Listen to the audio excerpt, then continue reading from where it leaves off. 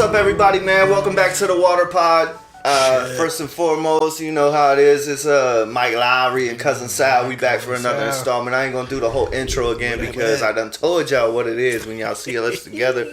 But I definitely got to start off with showing y'all, man. You see me rocking it, the Water Pod merch. You know, get it while it lasts. We got a limited supply right now because they call it supply and demand. So if it's in demand, then we will supply. Shout out to Dane, man, my boy Dane at Charleston T-Shirt Factory for hooking us up with the fire merch. If you need anything, please get at him, man. That's my dog. I'm so gracious and grateful for you, Dane. Appreciate you, bro. So get at me with that, man. But you know how we getting down, man. Great things coming, man. Cousin Sal, Waterboy, Mike Lowrey in the house. So you know, how was your week, bro? Like I like to always say, man, did you have a great week? I know you about to graduate Saturday, dog. I can't wait for that. It's gonna be like this is a good week. Yeah. This is a good week. This is a week. This is a feeling of relief week, dude. It's just I can't imagine, dude. Like I feel like it's a little bit surreal, you know what I mean? Like I remember when we got out of high school, when I was out of high school, like going back and watching my girl graduate and watching other people graduate. Like when you see people or, you know, weddings, marriages, like having kids, like milestones like that. Like I feel like that shit, what's about to happen to you is like right up there with it. You know what I mean? It's a trip. I was telling my dudes that I'm, you know, my close classmates. I mean, they're like my brothers now. Them boys cool as shit. But I was like, man, I think I'm gonna have a bit of a time adjusting, because like what am I gonna do with my afternoons? Like I'm used to like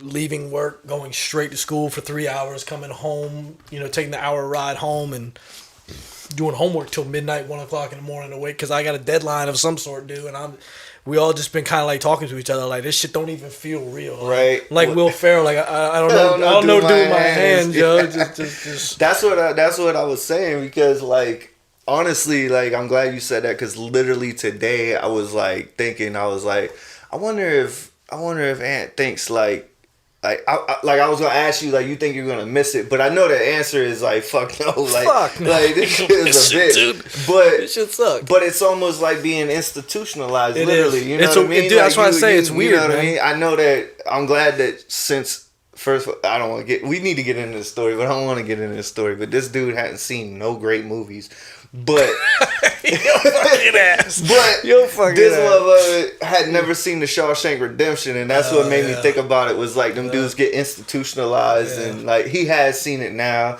in the Green Mile, like Castaway, like all them shits that I've seen Castaway in a theater. Yeah, well, that was what was the other one? Well, never mind. There's a long like them boys gave me a list, dude. A written list, and I kept that shit in my wallet, and I would every time I seen one, I'd be like, all right, I got it. I actually own the Shawshank Redemption now. It's one of my favorite movies. Yeah, it's a great. I was like, movie. when I seen it, I was like, what the fuck, man? Like, well, I think that's the movie that started it, because we were talking about like Red or something we said.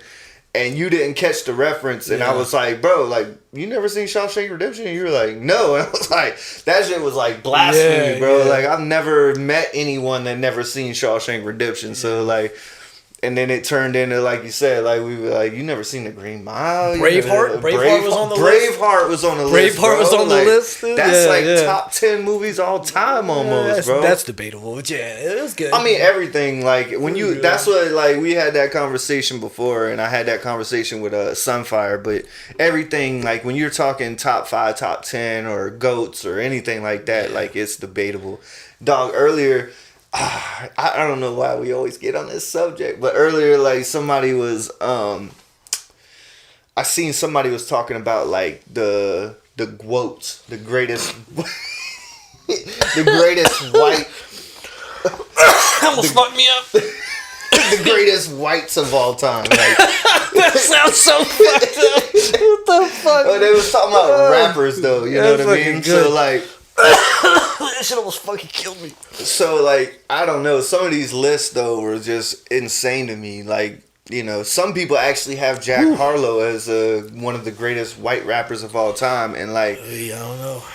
I'm not mad at it, but I don't think he has the not judging by this album that just dropped, man. Not judging by his just not judging by his body of work. You know what I mean? I'm a fan. Like I won't trip and hate and be like, yo, I ain't a fan. But at the same time, I'm just like, you cannot put this dude above him. Obviously, well, the GWOAT talk is always going to be Eminem and then.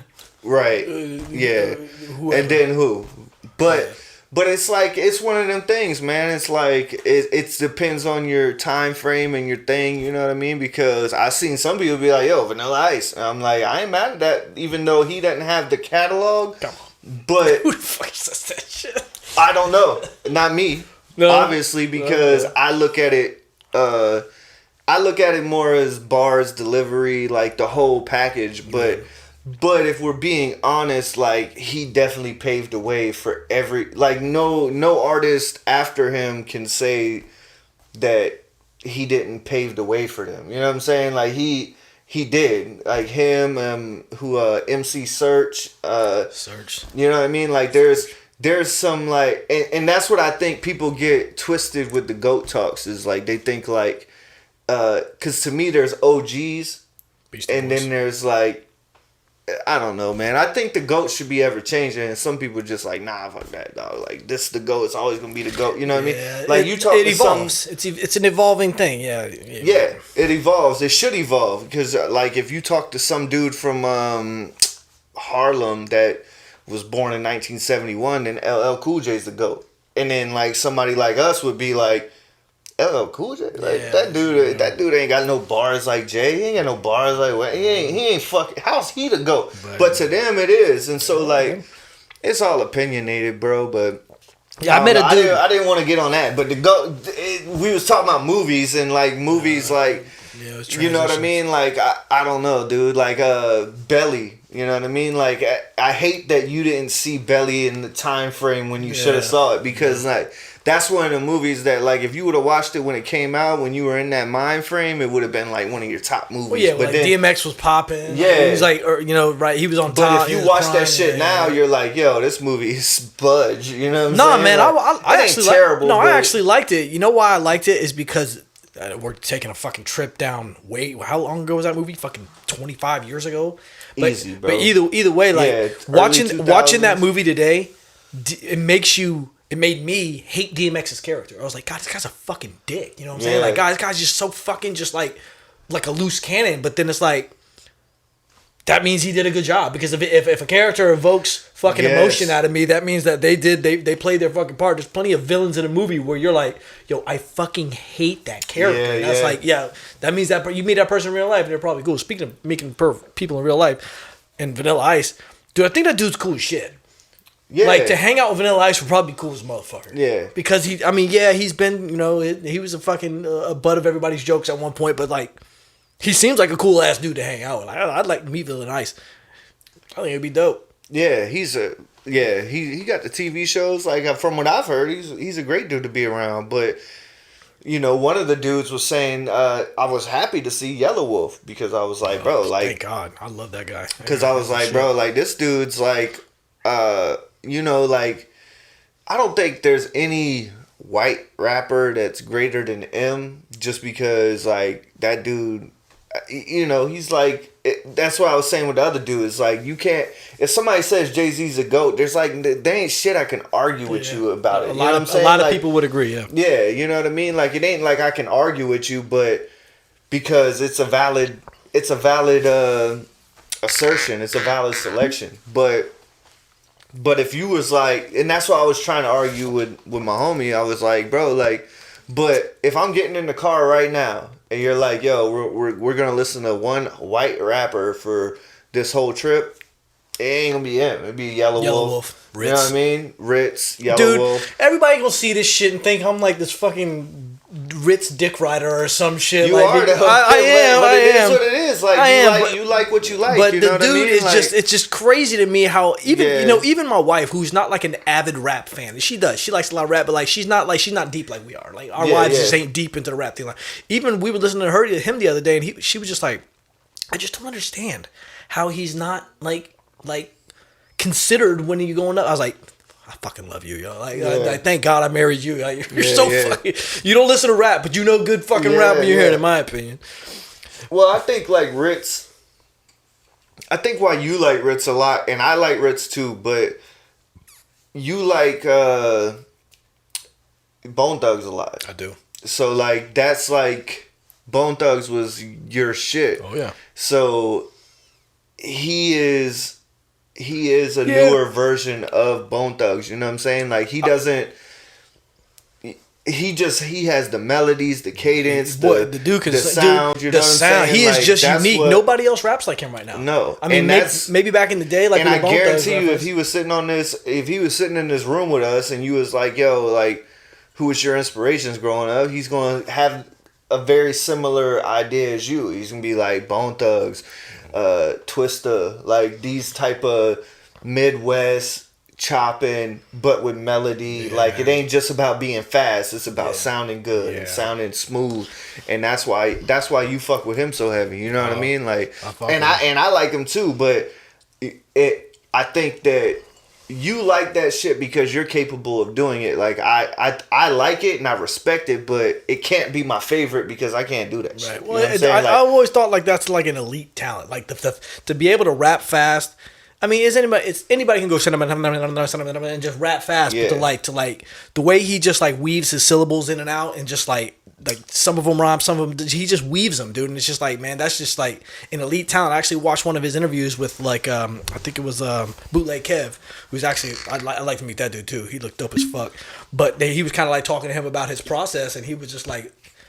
He's like, yo, I have to fucking like seclude myself in a room and listen to the beat over and over again, turn the beat off, turn it on. I was like, dude, I write the same way. You know what I'm saying? It's like that's the way I rap. I can't rap and I can't write in an atmosphere where everybody's just sitting there. It's like I have to like seclude myself. I have to like walk out, even if the beat ain't playing outside. I just gotta walk outside, come back in, hear the beat, like do it over and over and over again. I was like, damn man, I got like a similarity with him. So I think I made that connection with him there. But either way, you know, Ritz is just my shit. I would if we had to make like a 12-hour trip, and we had to listen to music the whole way, maybe about 5 hours of that shit is probably gonna be Ritz.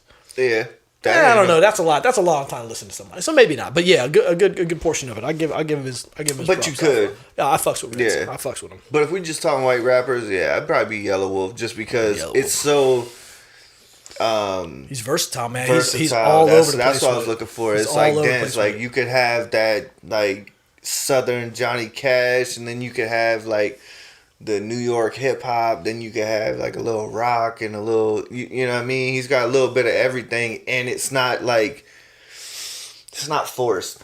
It's what I mean? Dude, and you know what's a good example of that is I think we've talked about this before, but I've heard people like clown on his album that he did with Shooter Jennings because it was like a pop rock rap kind of thing. Like, what, dude, I fucking love that album. Like, I listen to it and I'm like, no, I appreciate it. You know what I'm saying? Like, for somebody who's like so hip hop, like so like just studied hip hop so much, and to put out an album like that, it's like that shows like the what's the word, like versatility, like the versatility. Just like he's not just a rapper, and that's what I think I like about Ritz as well, because like he is a rapper, but like he'll go on some singing shit too. Yeah, but I like.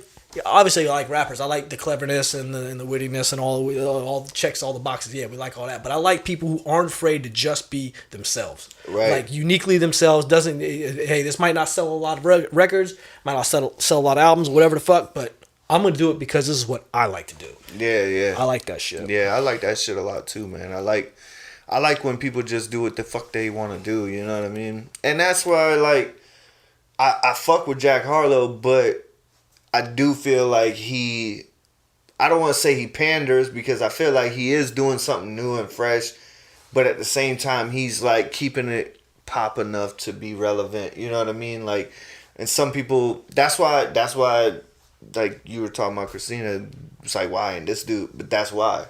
Ritz, Yellow Wolf, my boy, Illmaculate, like these people that's the man. These people don't cater or pander, so that's why, you know what I mean? Like, in order to get, and I even said this with too, because, you know, J. Cole is like my favorite, you know what I'm saying? And he's one of the lucky ones. I don't want to say he's lucky, because if he was here, he'd probably say, I had to fight and this and that, but he's one of the blessed ones that was able to, like, do an album that had a lot of pop shit and a lot of like had Missy Elliott. He knows the Jay-Z, balance, dude. Like, he knows the balance. Yeah, he's he knows the balance. Genius. But like them first album or two, like he was able to like not give himself away enough to get lost, but enough to get on. And then go like, all right, now that I got everyone involved, because he had us before, he had like the real heads before, and then he was like, I'm gonna go get these people that ain't really into the real deep, crazy shit by having Missy on or this on or that on, and having these songs that like are cultural, poppy, you know what I mean? Oh yeah. And then got out of his contract and went. Most people don't get that. You know, it's funny, you were talking, you do Sunfire. When I watched the episode, I was like, fuck, I wish I was in that room with them when they was talking about Caskey. Because he's from Orlando, right? Sunfire? He went down there at the same time as Steven and them boys so he was for Full Sail, you know what I mean? What's dope about it, when I was down there, I went down there with Eddie and I met somebody, I forget what his name was. I think he went by the Cincinnati Kid. Yeah, I remember that dude. I think his name was Kyle or some shit. Yeah. But I think he was kind of a producer. He did a little bit of rapping, but he did a lot of producing. But he's the one. Him and Eddie are the ones that put me on the Caskey, and they were like, "Yo, you got to hear this dude." And I was like, "Yeah, cool. I'll check him out." And I ended up listening to him, and I was like, "Yo."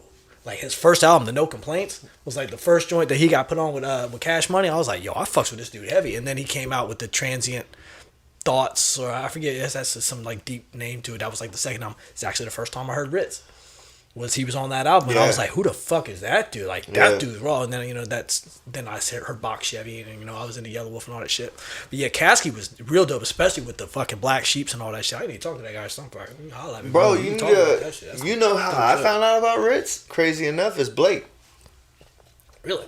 Yeah, because when I first grew my hair out. Long, it was curly. I wear a beanie before I dreaded it. Yeah. It's like 10 years ago. I grew my shit out, and I had on. There was a picture with me and Raven. I had my beanie on, with my hair flowing out, beard and shit. He was like, "Bro, you probably don't know who this is, but you look just like this dude Ritz." And he shared the video that was like one of Ritz's first viral videos, like 10, 12 years ago. You know what I'm saying? And like I was like, I don't look like that. That's an ugly motherfucker. You know what I mean? But I do. You know what I mean? Yeah. Like the appearance. Like I had the long hair with the kind of reddish and I mean, but I don't look like that motherfucker. No, you know what I'm saying? Like I always say he was like a crossbreed between you and Dusty. Yeah. Yeah, he's got kind of the nose, Dusty's nose. He's kind of like a crossbreed of you and Dusty. Yeah, well, they say all white people look alike. Hey, that's some shit. Speaking of crazy ass white people in these dope ass fucking t-shirts that I don't have in my size, damn, Dane, dude, I got a fucking. I don't want to give too much in the man business. Dane go way back. Though. I got a wild day experience with that motherfucker. Yo. I got so many. That dude is off the fucking chain, Dane. Dude. Yeah, that's why it rhymes with chain, because Dane off the chain, dog. Dane Jonathan is off the chain. Dude, I skipped school with his younger brother Ty, because Ty's I think a year or two older than I am, and Ty was wild too. Yeah. But me and Ty skipped school one day, and he was like, "Yo, man, let's go pick up my brother Dane, and we'll just ride around for the day." Dude, we rode around all day, and Ty's, I think he had like a Cutlass. It was a 2-door. Fucking, I had like that headache, carbon monoxide just poisoning us the whole time we're riding this shit. Smoked so much fucking weed that day, dude. I was like, these boys is off the chain, dude. Like 7 o'clock in the morning, fuck around, just bro. Fucking all the Jonasons ran out of fucking gas, like just because riding around so much. Todd jumped on a fucking skateboard, skated down to the thing, and me and Dane just sat there and just beatboxed the whole time. So just fried out of our mind. Dope with that shit. Yo, that shit was so. Me and him just back and forth, just beatboxed for like fucking 35 minutes while Todd went and got like a gallon and a half of gas. Just so we could keep riding around and smoking weed all day. Dude. Yeah. This shit was fucking crazy. Dog, that was like, cause Dane, I met him a few times in high school and shit, but he was much older than me. Mm-hmm. But he was homies with, cause Will knew all them, you know what I'm saying? And like, so he used to come by Will's house and chill with us in Greenview and shit. But Ty, we knew each other from school and shit like that. But like you said about the beatboxing, I remember one time we was at this party and I walk in and I see Ty, you know what I'm saying? And like, it was just like, Yeah. You know what I mean? Yeah. Like, he saw me, I saw him. He was like, I beatbox, he raps. Yo, he was one of the illest beatboxers, dude. Like, he was the first person I ever met in life that could beatbox. I walked in, dog, and he just like hit me hard on the chest, like hit me. And I looked at him, and he was just like, just started dropping the beat, and I started freestyling, bro, and the whole party got turned out from that point. You gotta think, like, when I met Ty, I was probably fucking 10.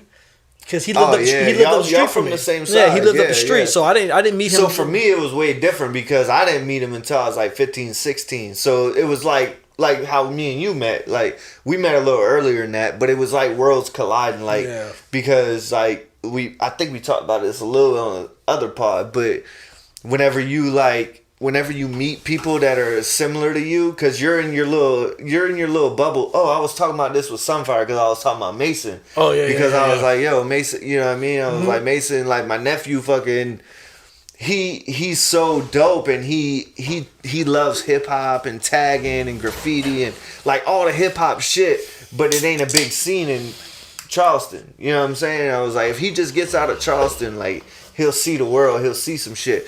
But for us, like, we didn't have like TikTok, the internet and shit. So like, in my group of homies, you know what I'm saying? I got Jeremy, Jamie, Clint.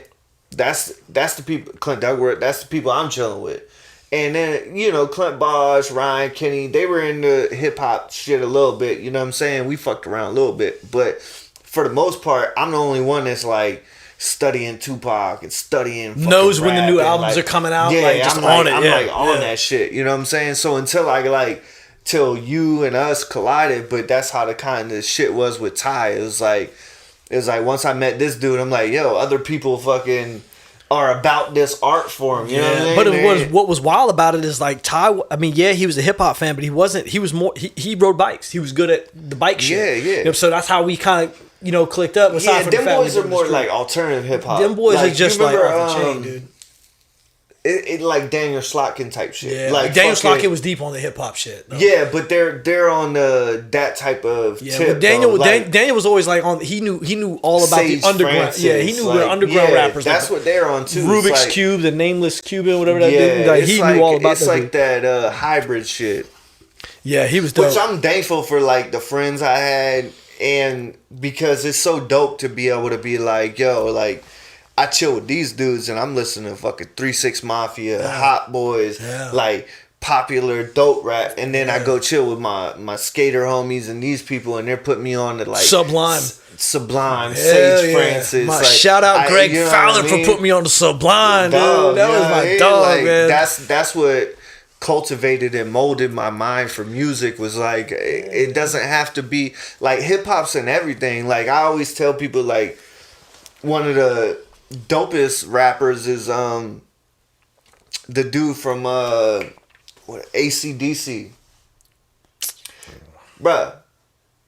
Like, rap that shit. Like, she was a fast machine. She kept a motor clean. She was the best damn woman that I ever seen. Brian like, Johnson. Dog, that's like, I think his name is Brian Johnson. Yeah, dude. He's rapping though. Like, all the other people are like singing the last note of shit. You know what I'm saying? Bradley like, Noel was fucking rapping, dude, from Sublime. Yeah. But I'm saying, like, before rap was rap. Yeah. I hear there was rap. I hear you. Before there was rap, like, who actually had like that cadence and that rap? He wasn't the original singer of AC/DC. Brian Johnson, that guy who sings like everybody knows he wasn't the original singer. I forget what happens. Probably not. Bands break up all the time, bro. You know he's deaf now. Is he? Yeah. And it's not from music. It's from fucking race cars. He's dead? Deaf. Oh. Not dead. Deaf. I thought who you talking about is deaf. Deaf. He is deaf. No. Man. Motherfucker can't hear. Deaf? You mean I'm gonna die? Nah, he went deaf from fucking with race cars and shit, is what I heard. I think they still came back to the thing. But you know them dude, like that dude who fucking plays, I forget his name. He's got the dude who plays guitar for AC/DC, like, he's mad small. He's like fucking 4'11". He's a tiny little fucker. Angus. I believe his name's Angus. Yeah, I think that's why the fucking guitar looks giant in his hands, because he's so fucking small. No, he just had a big guitar. That's what it is. No, they got a dope little story. I used to work with a guy named Brad who knew all. He was like a guru when it came to AC/DC knowledge. But yeah, when I met Ty, going back to Ty, He's like, we met him on the riding bike shit. I think we were like getting high in the woods or some shit one time, and then all of a sudden, like, motherfucker would just start. We always start tweaking out, doing some weird shit. And this motherfucker started. I was like, what the fuck? And dude just started fucking cutting loose, and I was like, no, keep going, yo. Like, that shit is fucking raw. Like, yeah, let's get it. And he was all over the place with it, dude. And I was like, yo, you gotta teach me how to do that shit. And he was like, nah, fuck you. You know, I was young. I was a young kid that used to fuck with all the time. He's like, nah, fuck you, you fucking idiot. So I used to practice at my house. And before I know it, I can start making them sounds too. Yeah. I could kick a little beat, but nah, Ty Jonathan, some motherfucking that motherfucker beatbox, and Dane too. But Dane off the chain. Dane off the chain. Check out my koozie, bro.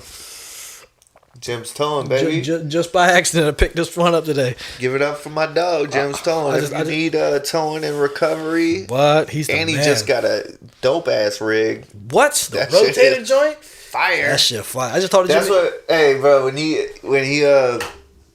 got that shit, we were talking or whatever, and he was like, you know, look at this thing, and I was like, bro, that shit's so pretty, but I ain't gonna lie to you. I hope I never need that. No shit. No. If you show up with that thing, that means my life is fucked, that means I done fell off a bridge with my shit or something. I mean? Like my car is underwater, upside down and shit. Dog. Yo, like, you speak a wild motherfucker, Jimmy.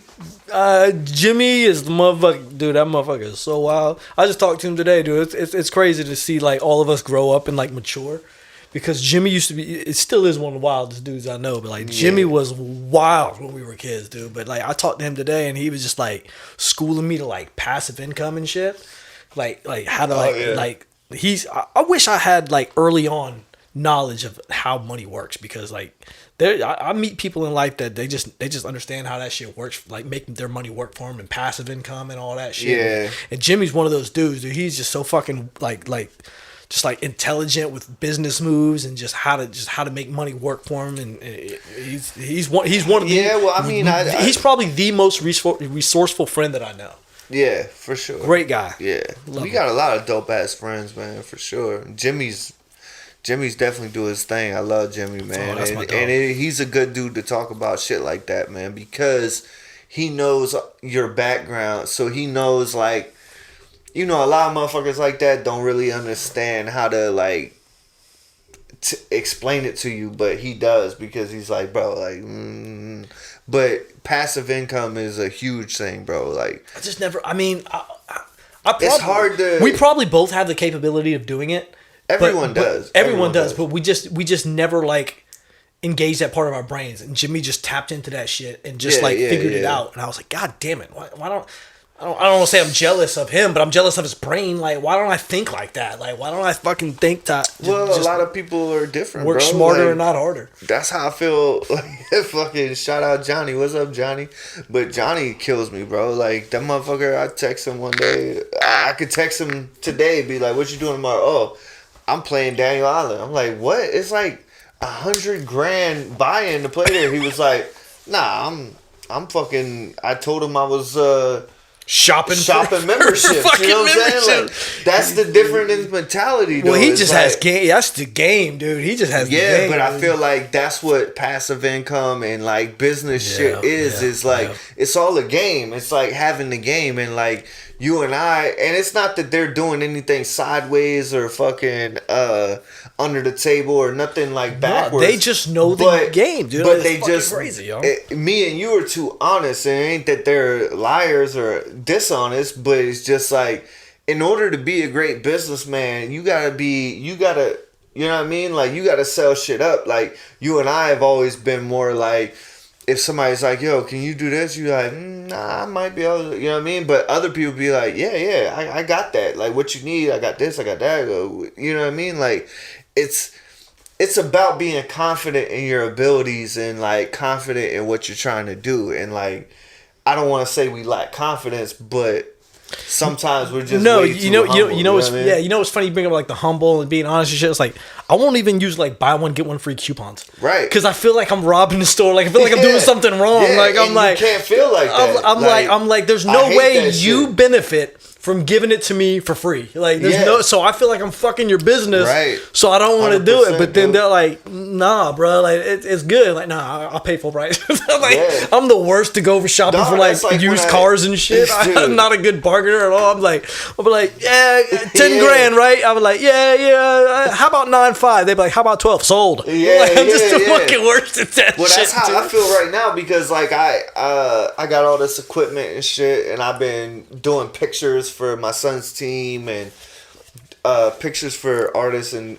different people and shit. You know what I mean? And like I take the pictures and I start editing them, and then like people are like, "Yo, how much do you want for these pictures?" And I'm like, "What?" And I'm like, "Nothing." They're like, "No, I'm gonna pay you." Like You be these feeling are, bad These are and fucking shit. dope, and Yeah. I'm like, I'm not a photographer. Like, if we was doing like marble, like what I do, like stone, like yeah, I would charge you because that's my field. But they're like, no, like these pictures, like everything you're doing is dope as fuck. Like I can't, so it's like I'm meeting people that feel like me.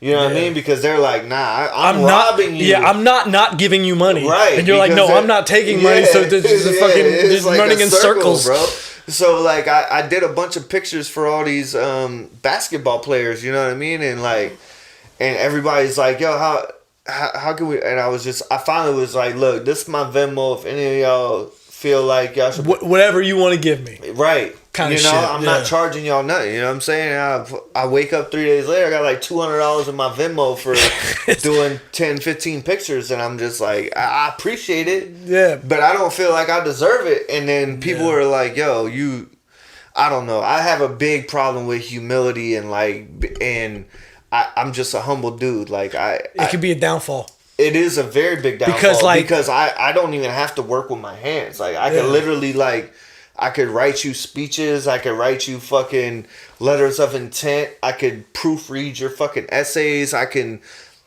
do pictures. There's a lot of shit I could do that if I just wasn't that humble, I would do. Because I have the brain and the mind And there's the people eye and to there's do people it. that would be like, oh, you want me to proofread your essay? $200. Yeah. And they're sleep trash. and sleep good at night. Yeah, and sleep good at night, and You know not what I'm even saying? No sweat nowhere up their near back. on the intellect or the Yeah. you know what I mean? They just see- and that's, dude- I'm not trying to be a dick, but I'm just saying like there's people that ain't half as talented as me that are getting paid quadruple the amount of money to do the same shit I'm doing, and they're not even as talented as me. So Dude, it's like, speaking it's of hard. like people, not people like that, like pieces of shit or anything like that. But speaking of Jimmy, dude, one day me and this dude named Jim, we called him Trailer Park Jim.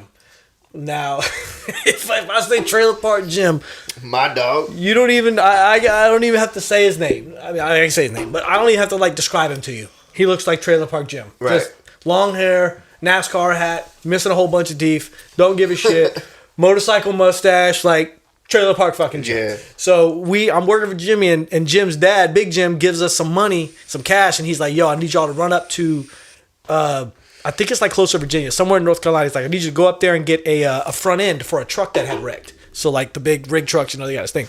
So I don't remember how much it was, but I'm just gonna say $1,000. But so just to be simple, so we go up there with $1,000 cash money. We get up to this guy, and he has in his backyard, he has a paint booth and all this shit. But he happens to have the thing that we need.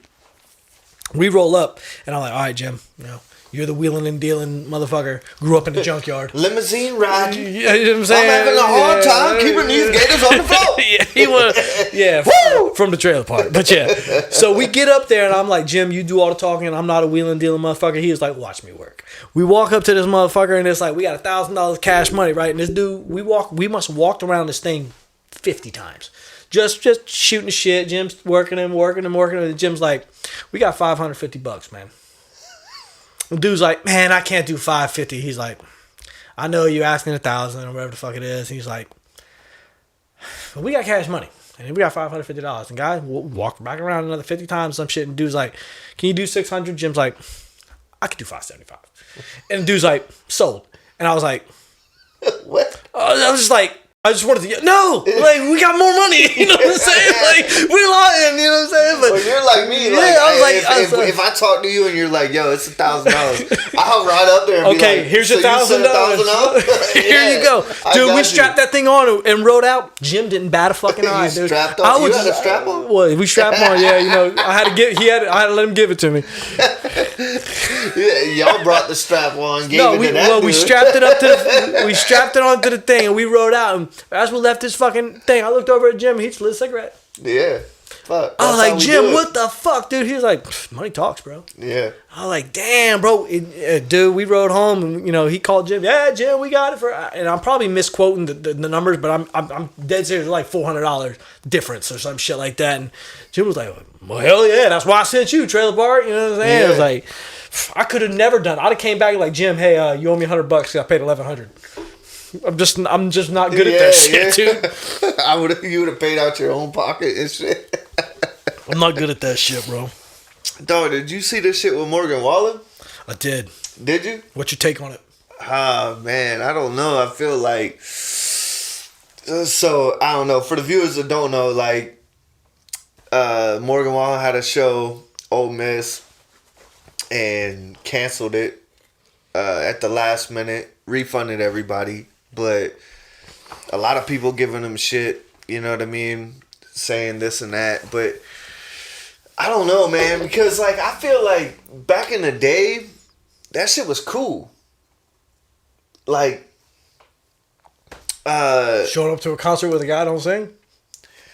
Not that it was cool, but it was, like, looked at as cool. Like, if you showed up to Red Hot Chili Peppers and they came out, were like, sorry, Flea got too messed up. We don't know where Flea is. But it's like, dude, Flea's so cool. Oh, he fucking rocks. He rocks, dude. Yeah, okay. He doesn't give a fuck about the system, man. Yeah, like, okay, I see what you're And now it's like, no, man, we paid money for this. Yeah, well, but how much were tickets back then? Yeah. Which I'm not trying to. I don't ever want to knock on a fan, but I also feel like, how many of y'all motherfuckers like called out of work last week, just woke up and was like, I ain't going to work? Yeah. Or how many of y'all were planning on calling out of work after that concert? You know what I'm saying? It's like, why is he so bad? You know what I mean? And like, he's a performer, and like you said, motherfuckers paying $400 at minimum for a ticket. Travel, hotel, like, I get it.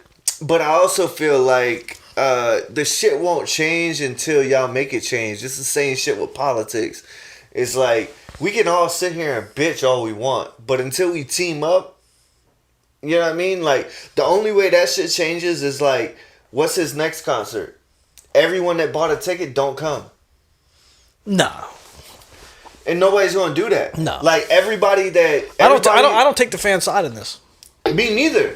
But I'm saying, like, the only way that shit will work is if you were like, fuck it, we're just all gonna not go to the next concert, and then the next concert we're not gonna buy tickets. Like, that's the only way to work. But what kills me is like the fans, not the fans that got shitted out of that concert, but the fans of the next concert that are talking shit but still go. Because in reality, it's like, for instance, Lewis got tickets. You know what I'm saying? And me and him were talking about it. And he feels like me, like, dude, he had an off night. Like, what the fuck you want him to do? Is work. Like, they refunding the tickets. What are you really bitching about? You ain't lose no money. You might have had to buy a hotel, whatever. Like, it's life. Like, shit happens. But he already got tickets. So, in the back of his mind, he's like, as long as shit don't happen to my fucking tickets. You know what I'm saying? Like, and that's how every fan is right now. It's just like, the real fans are like, well, I understand, like, shit happens, blah, blah, blah, blah, until your date comes up. You know what I'm saying? And then once your date comes up, you're like, motherfucker better be out there. Yeah, well, that goes back to being being, like, me being passive. It's because I do feel that way. I'm like, man, I hope this motherfucker does the thing. I paid money, but think about ready, this. Think about, like, I look at it like, motherfucker's a human being, dude. Like, he lost his voice. What if he caught the stomach flu? what if, motherfucker had corona or some shit? Like, you can be mad at the motherfucker because he got sick. Like, he lost his fucking voice. You'd have been even more upset if he came out there and he went to go fucking wasted on you, and he couldn't sing for shit. You'd be like, yo, Morgan Wallen sucks live, and he'd be like, nah, yo, I don't. But I knew y'all was gonna shit if I didn't show up and do my thing, because there's the video of fucking God forgive me for fucking mixing that up. Luke Combs, Luke Combs. He was like, yo, we didn't give the best performance tonight. I'm a little sick, whatever the fuck. We're refunding everybody's money. We're still going to perform. That's dope. But Morgan Wallen was probably in a position to where he was like, no, you don't understand. Like, I can't sing tonight. Like, it just can't happen. Motherfucker's on tour. Like, I don't. Bro, he's been on tour for like 3 years. You know what I'm saying? I'm not a singer, but I know that like my voice goes out from just fucking talking. Yeah. So to fucking stand up on stage, and I don't know how long his concerts are. I mean, you've been to one, but I'm sure they're fucking an hour of him up there doing it. So imagine doing a fucking hour a night, 3-4 year stretch or 3-4 month stretch, whatever the fuck. Like, dude, like that shit's fucking hard. Yeah. That shit hurts your voice, and it does suck. It sucks. And here's the other thing about it. Everybody's like, yo, fuck Morgan Wallen for whatever the fuck. He's like, dude, you don't think he feels bad about that shit? You don't think he feels bad? Like, he's a man of the people.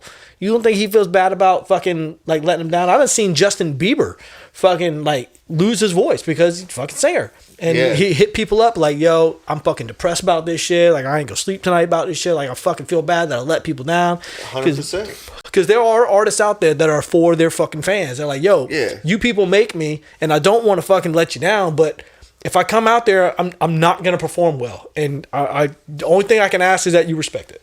But everybody fucking spent their money and got all pissy, whatever. I think it's fucked up. What's up, Morgan? I fucks with you, bro. Yeah. It is. It's a hard line to toe, bro. You know what I mean? Like, people are gonna trip and do whatever, no matter fucking what. Or how about this one?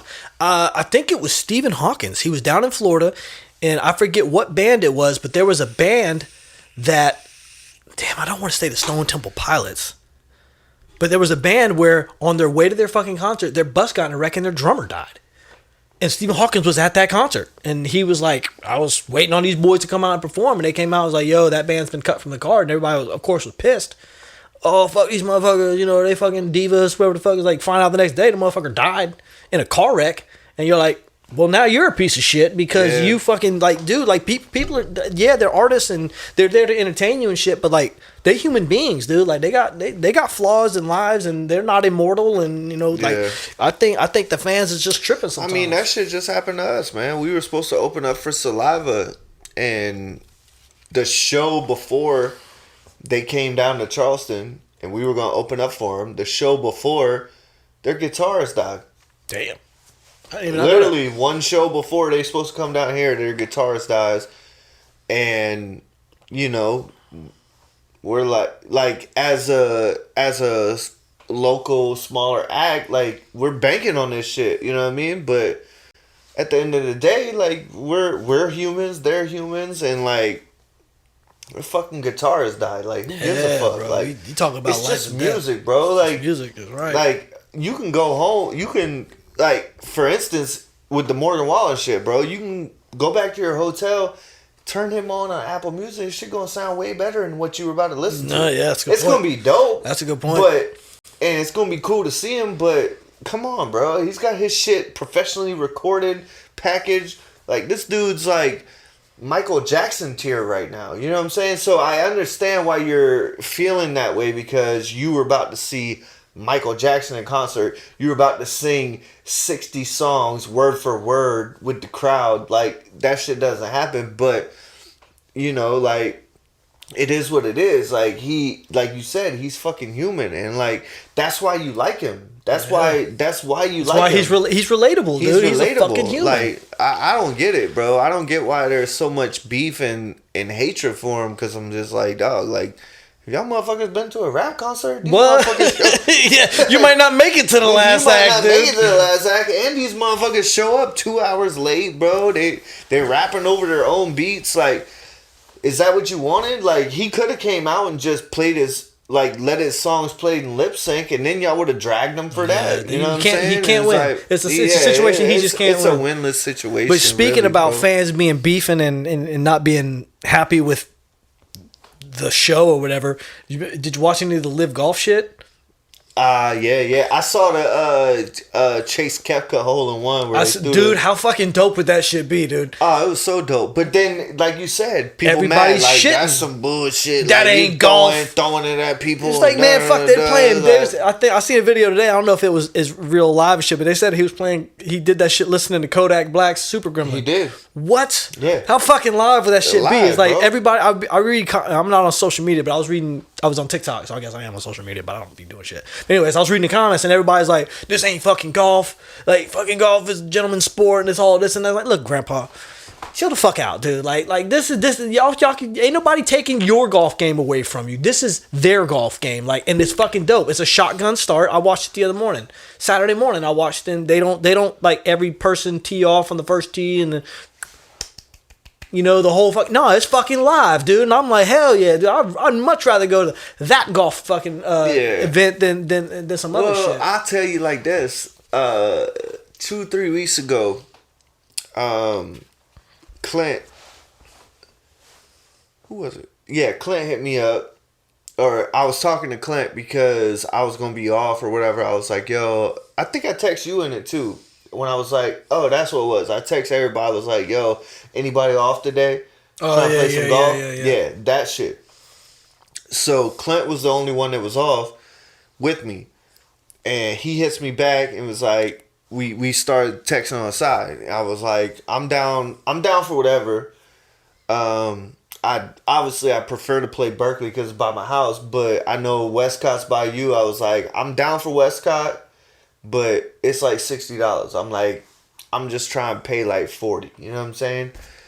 But I'm down for whatever. If that's what we gotta do, that's what we gotta do. And he was like, well, I got a gift card for Westcott, so I'll get it down to $40 for you. You know what I'm saying? If that's what you're trying to pay. Because I got like $100 or a $50 or $60 gift card. So I'll split it up and you just pay $40. I was like, that's cool. Well, let me back up. Because I was like, Crowfield's $40. Fuck Crowfield. Fuck golf in general, but fuck Crowfield. Exactly. To the so core. He was like, well, do you want me? Because he was bringing his son, Chase. Okay. And then his stepson, which is older. He's 21, cool 22. Dude. Yeah, Jesse. Cool. He real cool dude, man. I like Jesse. But he was talking about bringing him. He didn't end up coming. But he called Crowfield and he was like, yo, I want to bring me, my stepson, my son, and my boy. Like, we coming through a foursome. My son's only, I think he's 10? Like 8, 9, 10, something like that. Somewhere in there. 8 to 10. And the dude was a dick about it. He was like, well, and Clint was like, yo, like, how the fuck we gonna grow the game of golf? Yeah. Like, it's crazy. Like, are you just want old people to play? Because we ain't got no more old people. Like, you have to, and that's what you're talking about. It's like, like, all these people are trying to grow the game of golf. And that means people like us that don't tuck our shirts in and fucking wear FootJoys. Like, we wear fucking Air Maxes and we have our shirts untucked and we wear fucking these hats and we got purple grips and we fucking, you know what I mean? Like, we're enjoying the game and we're being respectful and we're playing. Like, what's the fucking problem? Like, the only problem should be on the course, not before we get there. Like, me and Johnny, like, Johnny still fucks me to this day because we went to the course at Berkeley. We went to the fucking golf course and I had on these black pants. They weren't denim. They weren't jeans. They were golf pants that I had bought. But these motherfuckers so old school that they didn't realize they were golf pants. So the girl and the thing was like, they might mess with you out there. You can't wear those. Like, you can't have denim. I'm like, these aren't denim. At Berkeley? At Berkeley. Damn. I was like, these aren't denim. Like, these are from the golf store. Like, these are golf pants. And she was like, well, they might mess with you out there. And I was like, well, that's cool. I got shorts in my car because I'm a pussy. And I'm like, don't say that. My bad. You passive. Yeah, I'm passive. Yeah.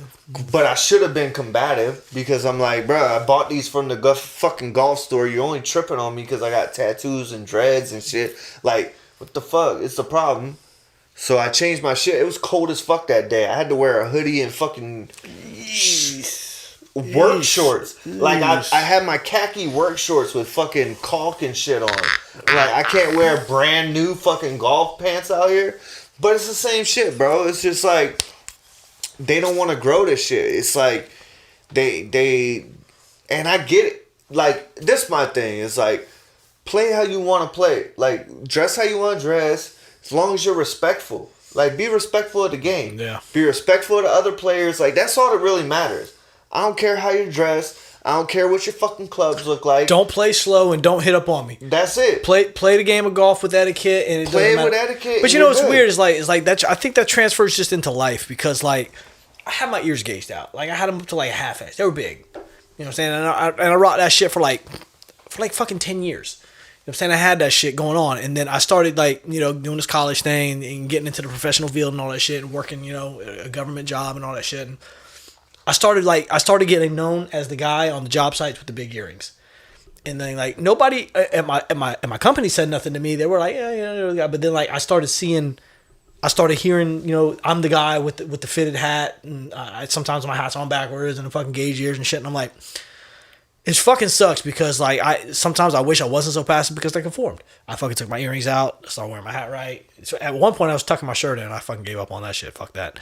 But like it just sucks that like you got your dreads, your tats, I have my gauges, and you know we're just who we are. Like we big hip hop heads, you know, tattoos, a whole shit. Like it sucks that it just makes it an extra hurdle.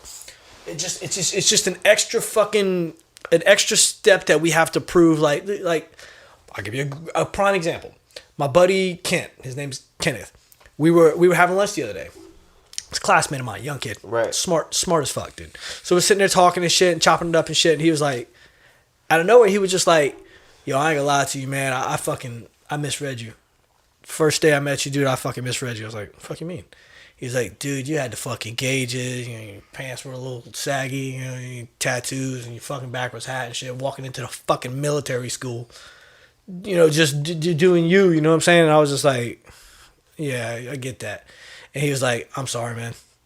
I was like, "Yeah, you ain't gotta be sorry, man." I was like, "It is what it is." He's like, "Nah, dude, I'm sorry, man. I shouldn't have done that." I was like, "Well," I didn't say it, but like in my head, I was like, "Hopefully this changes you. Hopefully, like that thing just changed." And it sucks that it's like, because if I'd have been a piece of shit, he'd have been right. You know what I'm saying? Like if I'd have been a piece of shit, he'd have been like, "Yeah, everybody with tattoos and gauges, fucking walking to school, thinking just." But I'm fucking one of the top students in the class. Yeah. You know what I'm saying? And I'm not to suck my own dick, but I mean, like I put in that work. Yeah. You know what I'm saying? In anything I do, in anything you do, you're the same way. It's like it just sucks that it's just an extra hurdle to jump over. You go to fucking play golf, and now you got to change. You got to conform to their way of doing things, and you're just there to play a fucking game. Bro, that's spot on because Johnny, like, told the girl, he's told people on multiple occasions when we go golf, because they always fuck with me. You know what I'm saying? And Johnny's like, "Bro, like, fuck with me. Like, this dude is going to be the best, most respectful, eloquent dude that comes out here ever. Like, you'll never find anyone more respectful than this guy, and you're fucking with him." You know what I mean? And we've had this conversation before. Like, that's why, like, when we used to have shows, or we used to have this or that or anything, like, if somebody had a problem with me, then everybody I was with was, like, on that motherfucker. Yeah, because like, yo, if you got a problem with this motherfucker, you're wrong. You're wrong. Anybody in this bar, no, it's like, you. I promise you. Yeah, this dude is not going to fucking disrespect nobody. He's going to, like, he'll actually respect you more than anyone else. Like, if he sees your drinks out, he'll go get you one. If he sees your wife needs the door open, he'll open it. If somebody's fucking with your wife, he going to address it. Like, he's here. He's a good dude, like, and people don't see that shit, man. I run into that all the fucking time. I do. I guess I said all that to say that being that I've taken my earrings out, I don't run into it anymore, and I don't like it because I'm like, man, I feel like I've fucking sold out being so passive. But when you say about like about you, I can give you another example. We were at Sweet Baby Ray and Brandy's wedding. You and Raven came. We sat down, we were having a good time and all that shit. And you were sitting with us. Me, you, Chip, my father-in-law Chip was sitting down and chopping it up, bullshit, whatever fuck, and you got up and you left to go do whatever, get a drink, dance, whatever the fuck you were going to do, and I don't know who we were sitting with, but they kind of like looked like, who the fuck is that? And then Chip was like, hold on, I know he looks rough, but that guy right there is solid as a fucking rock. Yeah. He was like, I know, I trust me when I tell you that guy is solid as a fucking rock, and I was so proud of that shit. Dude. I was proud of you. I was proud of Chip. I was like, fuck yeah, dude. Yeah. Like so, Chip gets it, dude. Like Chip's like, because he even said it about me. He's like, I know motherfucker look like a rapper. He look like he from the wrong side of the track. Trust me. He's with my daughter, and I trust me. Chip's type motherfucker. I'd be like, no, you ain't being with my daughter. But he just, it's just a respect thing, dude. He just like game recognized game, dude. And he stood up for you. He stood up for me, and it's just like it's good to know that there's people in the world that do that shit. Yeah. And it sucks to know that there's people in the world that fucking judge us. Or anybody, or judge anybody for any, and not just dreads or tattoos, if it's skin color, if it's fucking religion, if it's fucking sexual orientation, whatever the fuck it is, dude. It just sucks to know that there's people out there that just don't, and I've been guilty of it myself, being prejudiced, just looking at somebody, just being like, oh yeah, this ain't the guy, or this ain't the girl, whatever the fuck. It just sucks to know that there's that characteristic in people. Yeah, I mean, you're right, man. It's like people don't give enough of a chance, you know what I mean? That's what I was saying earlier, like, I went to that poetry show last night, you know what I mean? And like, them boys wasn't ready for poetry, you know what I mean? And they hating? They weren't hating, but they just were talking over the guests and talking over the performers because they weren't ready for poetry. And, you know, Los did, Joey went up and did his thing, and halfway through his first poem, Los had to like stop him and like go talk to people and be like, y'all need to be quiet, like we here doing a fucking poetry show, like this is what it is. And the owner of the bar was like, look, y'all wanted me to do something different. Like she spoke up, was like, this is what it is, you know what I'm saying? That sucks. And then Joey finished his shit, he was killing, you know what I mean? Joey's dope. And then a couple other people went on, you know, and they were still talking and doing their shit. And then luckily, Los did a poem, but Los likes to do it without the microphone, but he's got a big voice. So he did his thing, and people were starting to kind of pay attention, you know what I mean? And me, which is probably because, like, I look different, you know what I'm saying? Like, the poetry shows are very urban, and they're very African a lot of black folk. Black. Let me know. A lot of black folk. You was at the cookout. Yeah, I was at the cookout. I'm like the only white dude there. So I ain't gonna trip and be like I did some fucking magical shit. But when I went up there, I was just like, yo, listen, like, I know, first of all, y'all give it up for Los, and I know this is a different art form. Like, y'all ain't used to this shit. Like the girl said, she's doing something new in her bar, you know what I mean? And I know y'all ain't used to this. Like, everybody got to be quiet and shit. Like, poetry's different. But I was like, if y'all just chill and listen, you might get something that sticks with you. Because all these motherfuckers are spitting. All these motherfuckers got something. You know what I mean? If you don't like the first 5, you might not like the next 6. It's you know poetry, dude. Like, it's That's poetry, what it's supposed bro. to do. Why did you come to a poetry if you ain't trying to connect? Right. And then, you know, I did my thing, and bro, like, had everybody eating out my fucking hand. You know what I'm saying? Like, cause I got bars. You know what I'm saying? Yeah. Like, that's the difference. I feel like with me, like, I'm humble, so I think I'm not even that great of a poet, if you ask me. But if you ask others, they're like, you're a great poet. No, that's your niche. But dude. Yeah, I've learned that's that your through shit, years, dude. If you ain't seen them, dude, it's a trip, bro. That shit fucks you up. I love it. I love doing it, man. But I love it because, like, I especially love, like, when rappers come, because rappers are always like the ones that are like, yo, I think I could do that. Like, I need to do that because, dude, that means you win. Yeah, because they're like, yo, like, when they see a bar really get got, you know what I mean? It ain't the same as listening to a song and then it's like, yo, I gotta rewind it. Like, when a bar just, you know what I mean? Like, thought-provoking, dude. Yeah, dude. When I hit it, because I always start with that cocoon shit, and it's real, like, it's just bar after bar after bar after bar, so they can't catch it fast enough, which I like. That's why I start with it, because I'm like, when they're trying to catch this bar, it's another bar, it's another bar, it's another bar. So like they're trying to catch up the whole time, and I can see it on everybody's face. They're like trying to react to that bar, and they're like, wait, they can't react. So I like to hit them with that first, because it's like a 3 minute. It's my longest one. It's like long as fuck, and they can't catch it. But then I hit them with like the Love Ain't Here, you know what I'm saying? And I hit them with the dudes will be fake, just a nail. You let them press on, pencil in your eyebrow, getting led on. You know what I'm saying? But it's a whole lead up to that. But when I hit them with the pencil in your eyebrows, getting led on, and I just like led on, and then everybody's just like lost it, you know what I'm saying? And like that was the first of the night where everybody was just like, what the fuck just happened, you know what I'm saying? And I was just like, that's light, you know what I mean? Dude, like, but that kind of goes back to like when I say like an actor will play a role that makes you hate them, right? It's like the same thing. It's like an actor will evoke that fucking emotion out of you, like you're that guy, like that you're that poet, that makes people go fuck, like everybody else. And I'm sure I've never heard Los for Joey, but I'm sure they're dope because you know you've out for him.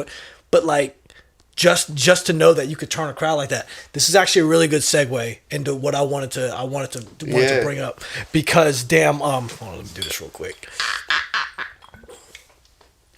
Well, that's what I was saying. Like they made me repeat it. You know what I mean? But it's like, bring it back. Yeah. Girl was like, bring it back, and I was like, like.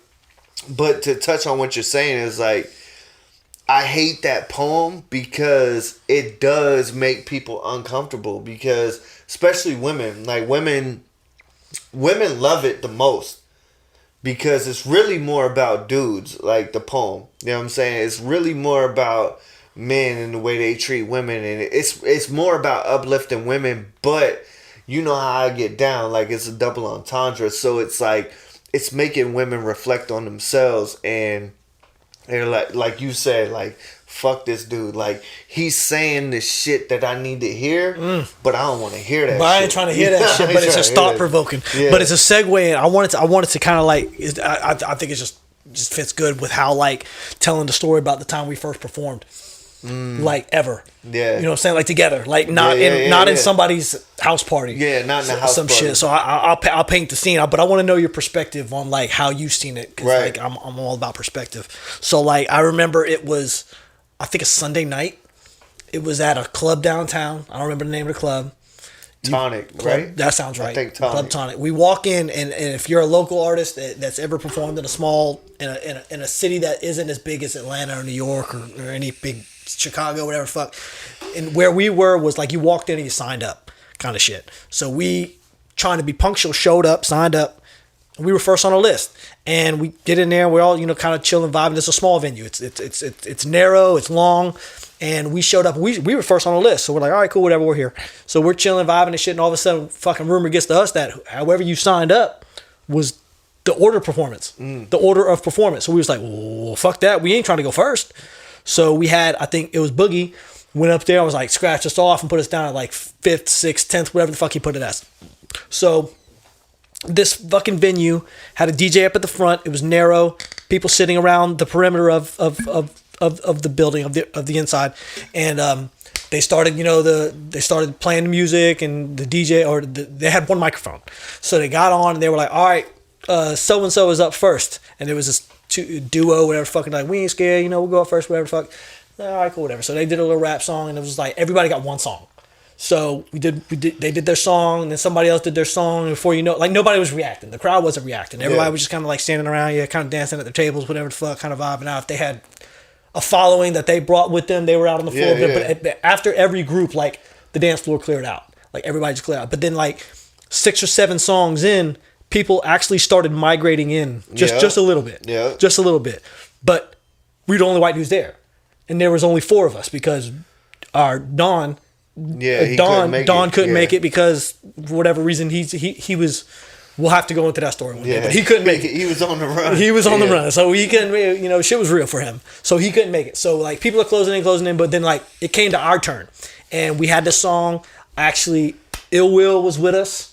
He grabbed the mic first because there was only one mic, and he fucking introduced us, and we were facing the DJ when the beat was dropping that we performed Low Country. Yeah. Which is a beat that me and Derek actually made together.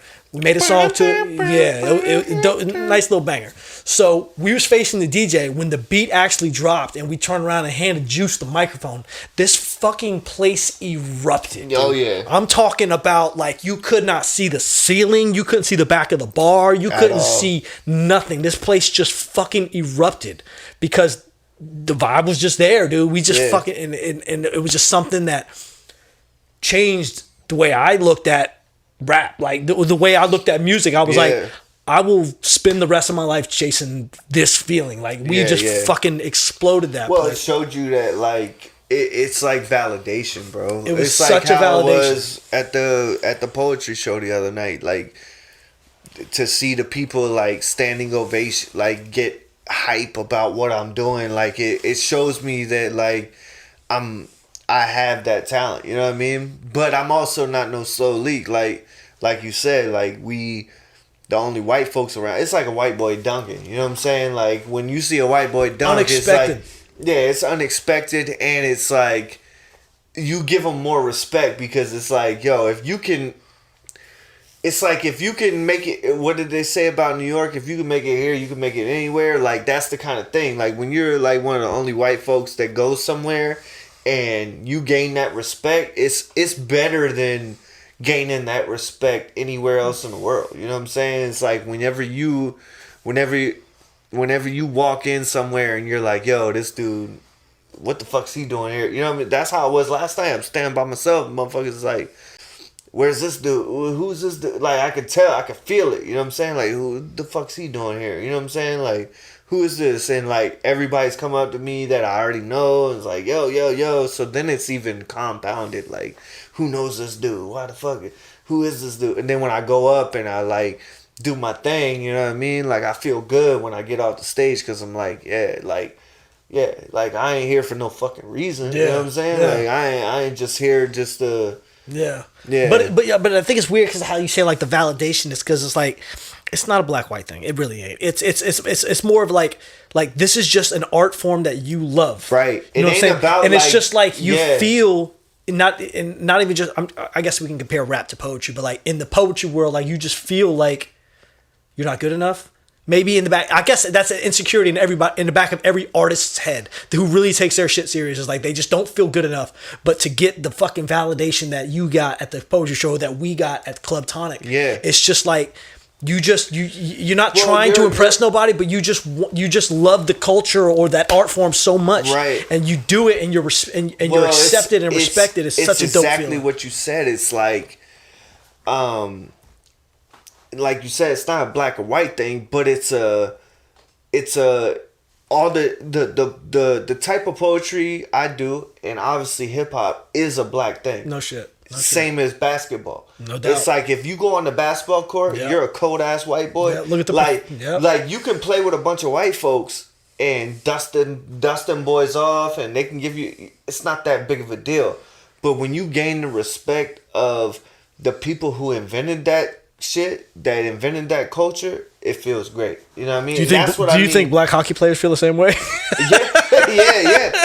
I feel you think like them boys feel the same Tiger way? Woods felt the same What? way. That's good. That's a good one. I guarantee you, Tiger probably played with his cousins or black folks growing up and dusted all them motherfuckers because it's a white sport. But then once he gained the recognition of white people, he probably felt great. You know what I'm saying? Because he was like, I've gained the respect of the people that own this sport. You know what I'm saying? And that's the same thing with hip hop or poetry. It's like once you gain the respect of the fucking gatekeepers, of the people who are the greatest at that shit, with the, you know what I mean? It's it's like, you know what I mean? If fucking Tupac was in the crowd last night, it was like, yo, you killed that shit. Like, that would mean more to me than my fucking granny or my mom or fucking you or any You could other. die happy. Yeah, I could die happy because I was like, it ain't that I was trying to, like, I never fucking, like that night at Tonic, like we didn't go there to like make a statement No. or fucking none of that. No. Like, we were just there to show our art. And nervous as shit. Yeah. We were nervous as shit. And there were other white boys there, I'm telling you, but we were nervous as shit. Yeah, straight up. Because it was our first one. We was mad young. We was like 19 years old. Because like we're talking about, because if we would have just went to a spot where it was nothing but our people and our homeboys and just like people that knew us, like they would have fucking yes manned us and been like, yo, y'all are fucking, yeah, y'all are, yeah. But to go into a fucking spot where like they were like, people are almost wanting to see you fail, but to not that they were wanting to see us fail, but you know what I'm saying, it's like where people are like, here we go, some fucking wannabes, and then like, good one. You know what I mean? Good and one. Then you hit that shit, and gain that respect and gain that fucking validity. It's like, yo, like that's kind of how it was last night. You know what I'm saying? I walk into the fucking stage and it's like I wish I could be a fly on the wall to all these conversations that were happening as I've walked through them, because I heard the murmurs and the like, who the fuck's going on stage. But then when you get to the stage and they respect that shit, you're like, thank you, because I'm not looking for your validation. I'm gonna do my shit regardless, and I know who I am, and I'm gonna do who I am. But it's good to know that y'all understand and appreciate and respect what the fuck I'm doing, and that's how I felt that night at Tonic, because we had been in the echo chamber before that. You know what I'm saying? We've been releasing music and all our homies was down with it and all these people were down with it. But then when you go to fucking downtown Charleston, where nobody knows you. Where nobody knows you. And where we were literally on fucking Market Street. Downtown, where you in a Market Street, in a spot, in an atmosphere where you have to come with it. It doesn't matter. I think it really wouldn't have mattered if we'd have been white, black, whatever the fuck. Maybe the white thing helped us, but like always if you're a dope, but we were the fucking dopest ones that night. I give a fuck, because everybody 100%. We set that bitch off. After that, everybody was rushing us like, we got to work with you, we got to work, we got to do this, and I didn't see him do that to anybody else. No, and it wasn't because 100%. We was white dudes. But just kind of going back to the golf thing, I was down in Georgia playing with my uncle, my wife's uncle. He my uncle too, but. And his daughter plays. His daughter's my son's age. And at the time, she had to be about 15. You know what I'm saying? And we show up to play at this golf course, and he's like, yeah, you know, whatever the fuck, you know, we kind of full, but just make sure that she keeps up. And my man Matt was like, well, hold on now, what the fuck you mean? He was like, well, you know, we're full, so you know, as long as y'all on the pace, he's like, this girl will beat half the people that you have playing here. Yeah. And he wasn't lying. That girl can fucking play. Yeah.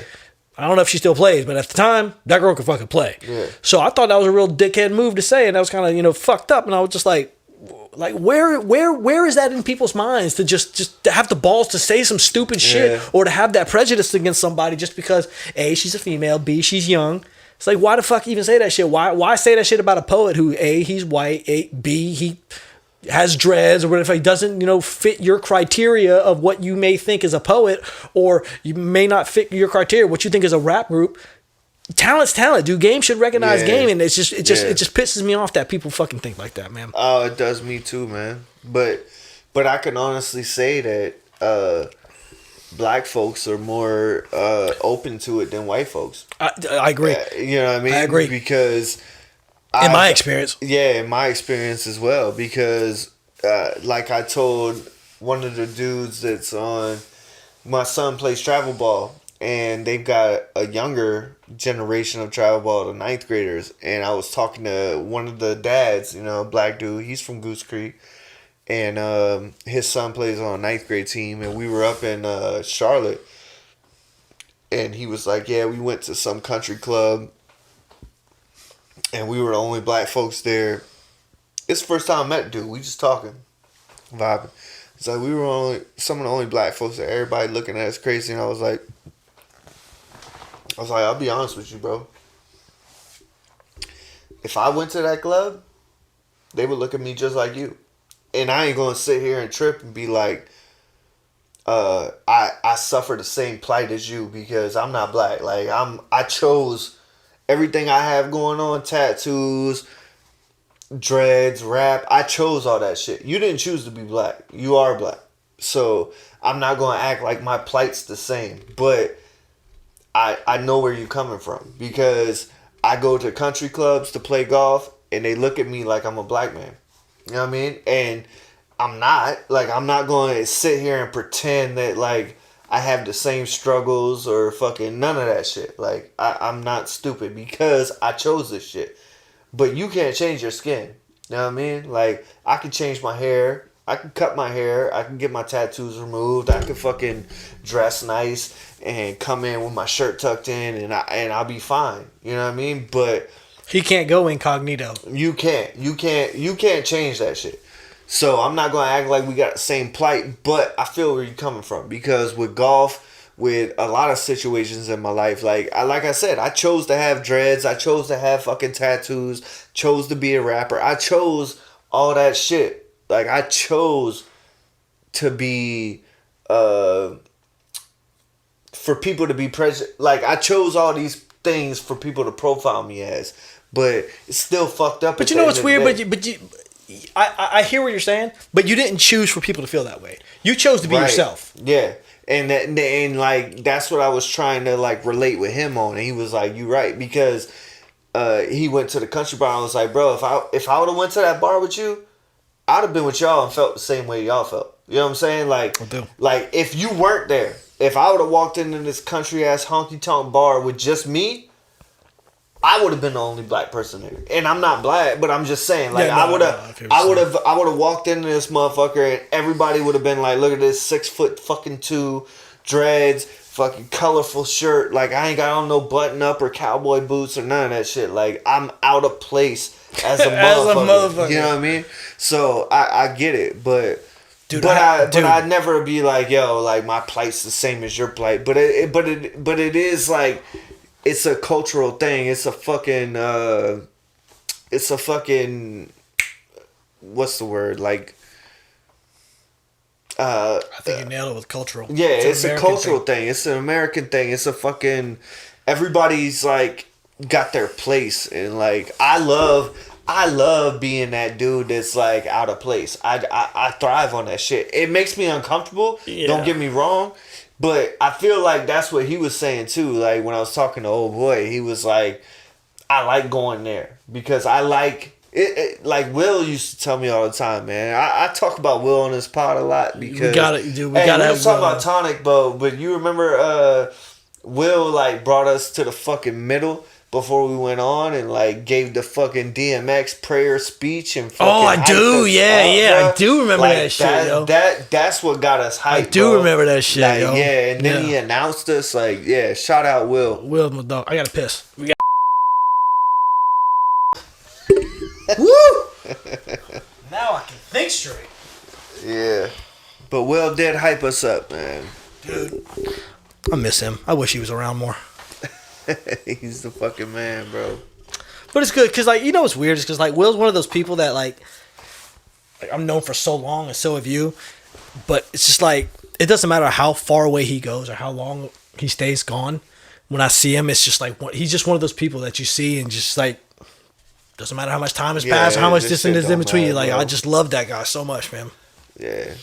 Well, yeah, I mean, he showed me, I'm sure he showed us a lot. Like, we showed each other a lot that, like, we ain't so different, bro. Like, same with Terrell, same with, I mean, like, I like to have such a eclectic group of friends. Like, we talked about Ty, fucking Will, like, all these different fucking Daniel, Corey Rogers, rest in peace. Fucking, damn, oh my God. Jimmy, like John, like we've had such an eclectic group of friends that showed us different music, different ways of looking at life, different ways of thinking about shit. So I'm very thankful for that, fucking, first and foremost, man, because it's like, that's what molded me, man. I grew up with my granny fucking listening to fucking Elvis, and my dad listened to rap. My mom listened to Elton John.